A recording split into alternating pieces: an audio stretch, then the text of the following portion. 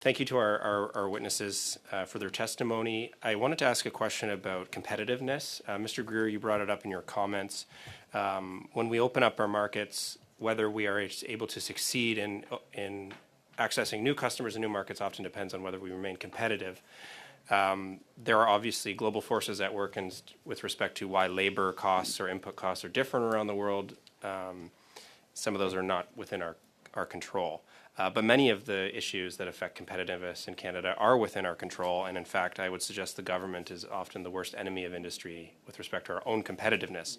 So I wanted to ask to witnesses if they could identify for the committee any areas where the government is holding back their competitiveness in their industry that would prevent them from accessing more markets as we seek to diversify our trade. So that's open to all the witnesses. I leave it to them to decide who goes first. Since you referenced my remarks, I think regulatory burden is a fairly obvious and smart place for all levels of government to start. Our members would call it suffocating. We might use a more friendly term like high friction economy, but the point is the same. When I speak to manufacturers, especially small and medium-sized manufacturers, and say, what's on your mind? What's keeping you busy? What's keeping you up at night? More often than not, it's regulatory issues from all levels of government. The fact that they keep getting layered on top of existing requirements.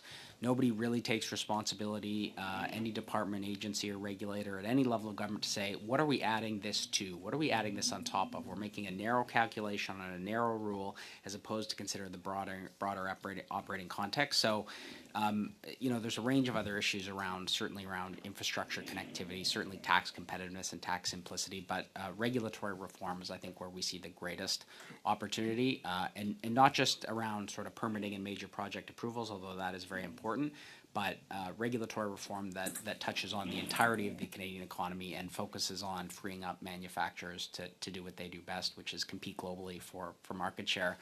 And maybe just one small thing I'd add is we got the sense, especially this time a year ago and before, in the face of sort of relatively new U.S. Trade and tariff threats, that there was a lot of momentum, not just behind interprovincial trade barriers, but all levels of government saying we need to make it easier to do business, we need to lower regulatory burden. We're increasingly concerned that some of that urgency is fading as we sort of adjust to the new normal, and so we're looking for a reinvigoration of effort across all regulators and all levels of government to start to lower the burden that impacts manufacturers of all sizes. Yeah, if I may, I've got two examples, I think, that might help the committee understand some of those barriers. The first one is a long-standing issue we've had called SRM removal, or specified risk material removal. We estimate it's a regulations that require the additional processes at processing of cattle that related back to the days of BSE. We estimate that the cost of that to the industry is about $30 million a year, and is a barrier to growth and productivity. The second thing I would reference, and it's specific to really this example, I think, is the use of a technology or the lack of ability to adopt a technology that is common practice in the U.S. called defatted beef.